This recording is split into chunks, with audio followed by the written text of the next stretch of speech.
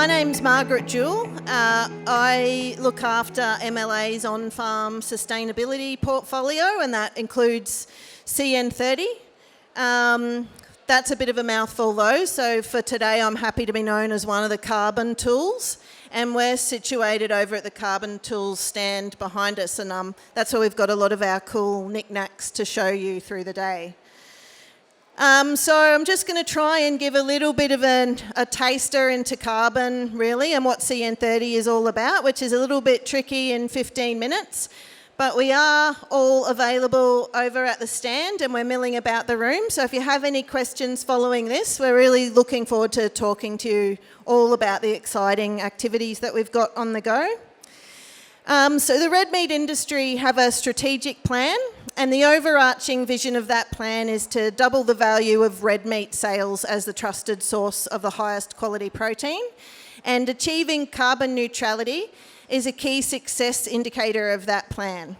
And I'm telling you that because it's an example of the fact that we're really focused on profitable, productive and sustainable industry first and foremost, but we see that by looking at carbon and understanding how it flows through our system and having a very carbon use efficient production system, it has advantages for our productivity and is a key part of how we can achieve that doubling the value of red meat sales. So CN30 is a target for the Australian red meat industry to achieve net zero greenhouse gas emissions by 2030.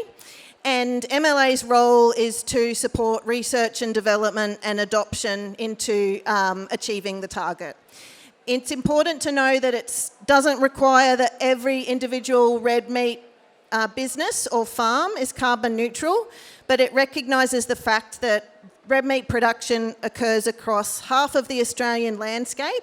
So we're uniquely positioned in Australia to be able to grow lots of carbon in trees and soils and then use that to offset the emissions that are generated by our livestock.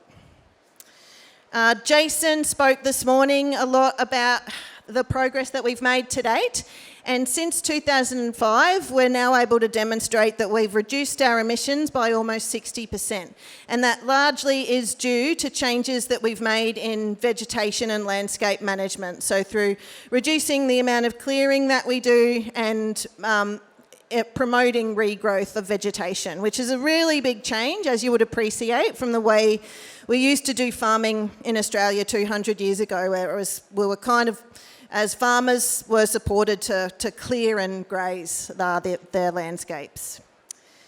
So let's talk about the background slide now. I don't have any other slides but this one, but this concept of carbon use efficiency. So we talk a lot about nitrogen use efficiency and water use efficiency, and we know that we want to maximise the use of the nitrogen and water inputs that we put into our production systems. It's really strange that we don't talk a lot about carbon use efficiency, because carbon actually makes up at least 50% of what the animals that we're all producing are made of. So if we can maximise the amount of carbon that we suck out of the atmosphere through photosynthesis, it goes into our pastures and it might get into our soils and be stored there long term, or be stored as carbon in trees, or importantly stored in our actual livestock as live weight gain. It's really advantageous for our productivity systems, regardless of whether we can make money out of these new carbon markets that are emerging.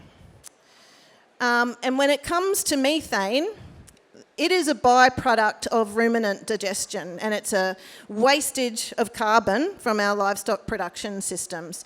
So in fact, when animals consume feed, a lot of the energy from that feed is converted into live weight gain, but a lot is also lost as this byproduct, which is methane.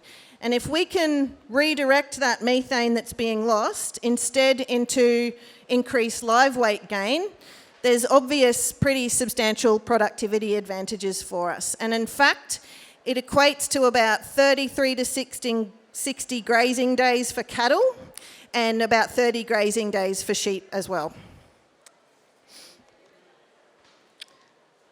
So a really important part of what we're trying to promote at MLA is providing support to producers to be able to measure their carbon and do carbon baselines and be able to monitor over time how that can change by introducing new practices or just by their year-to-year management of their livestock production systems.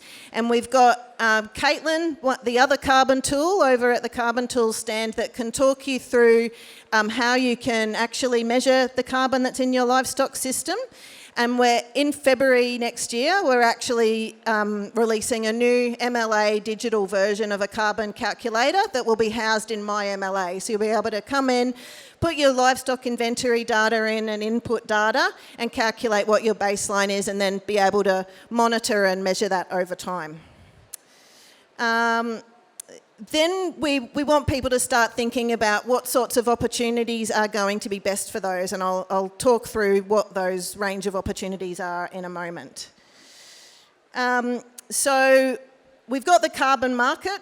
That's where you would do a carbon project, generate carbon credits and sell them or trade them through the Australian carbon market or international carbon markets, and you might have had people knocking on your door to sign up to projects to do that, but that isn't the only opportunity, and there's a lot of emerging opportunities through the supply chain. So we've got 4 carbon neutral red meat brands in Australia, and you might have heard that Coles have now come out with a carbon neutral red meat brand.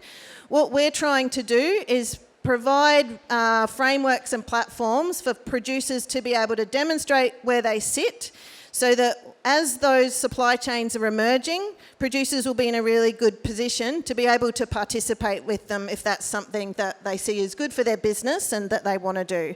Because when it comes to the carbon market and selling credits, that will have a good return on investment for some producers, but absolutely not for all.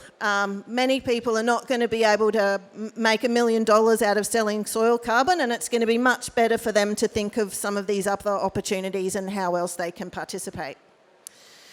So now I'll start talking about the actual activities that we're working on at MLA and what you can start doing as producers to try and reduce the methane emissions that are generated by your livestock. And there are many things that you can do today. Really, it's just best practice management that we've been talking about to industry for, a few decades already. So we've been saying for a really long time that if you include legumes in your pastures and have high quality pastures, you'll increase your growth rates, you'll reduce the amount of time that it takes an animal to get to sale weights, which means that they're getting off paddock faster and they're out in paddock producing methane for a shorter period of time. And that actually reduces your methane emissions intensity, which is something that we'll be able to provide a verified credential for in the future. There's also genetics, and important genetics are things like feed conversion efficiency and hide fertility. If you've got breeders in your herd that aren't getting on calf each season, then those are the ones that you want to think about selling. And that is another really good way to bring your total methane emissions and methane emissions intensity down. There's also lots of activities like feeding supplements, just such as phosphorus, which can have really good benefits for fertility and overall animal health, that are also activities that can help to reduce your net emissions. When it comes to carbon storage, we've got the activities that we can do today are just try and promote carbon to be stored in soils through having really healthy pastures and lots of different root systems so that they can access different profiles in the soil, and integrating trees into your production systems in ways that they provide shade and shelter, increase biodiversity, increase the overall health of your production system, and also potentially have a carbon benefit as well. So in those two sort of areas of reducing emissions and carbon storage, they are kind of the really big research and development focus areas for us at MLA. You might have heard about the red asparagopsis seaweed, and there's another compound called bovia, and both of these are feed additives that have been shown in feedlot trials that when fed to animals, they can reduce methane emissions by up to 90%. We've got some representatives from both of those companies over at our stand that you can go and find more information out about those products. But it's really important, as you all know, to be able to feed these things in grazing systems too. So we've got a whole heap of cool research projects into new delivery mechanisms.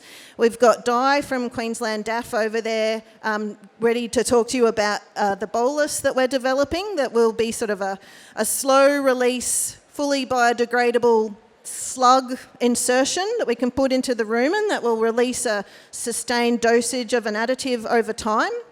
We're also working on delivering these things through reticulated water supply and looking at the use of licks and lick blocks and loose licks for delivery as well.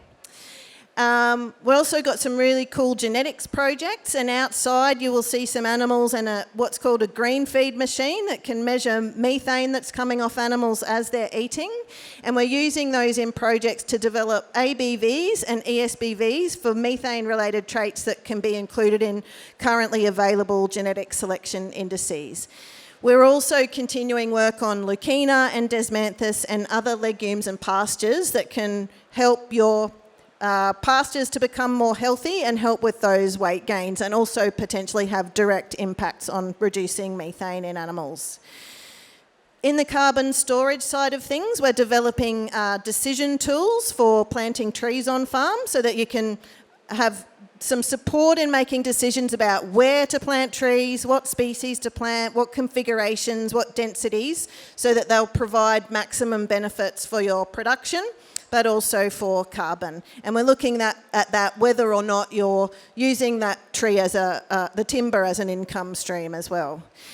With soil carbon, we've got some cool technology that is used for remote sensing the amount of soil carbon that's in soils, and that's because we know we need to really reduce the cost that's associated with soil carbon baseline measurement. And we're also looking at developing new software tools to be able to measure and manage soil carbon over time. We've got a roadmap that outlines 4 key work areas, and I've already gone through 2 of those, so emissions avoidance and carbon storage. The last 2 are leadership building and integrated management systems, and we're doing heaps of cool activities in leadership building so that we can help get all producers in the country to the start line, so that they can run this race and participate in this carbon story if they just decide to do so. So we've already released our Carbon 101 e-learning modules.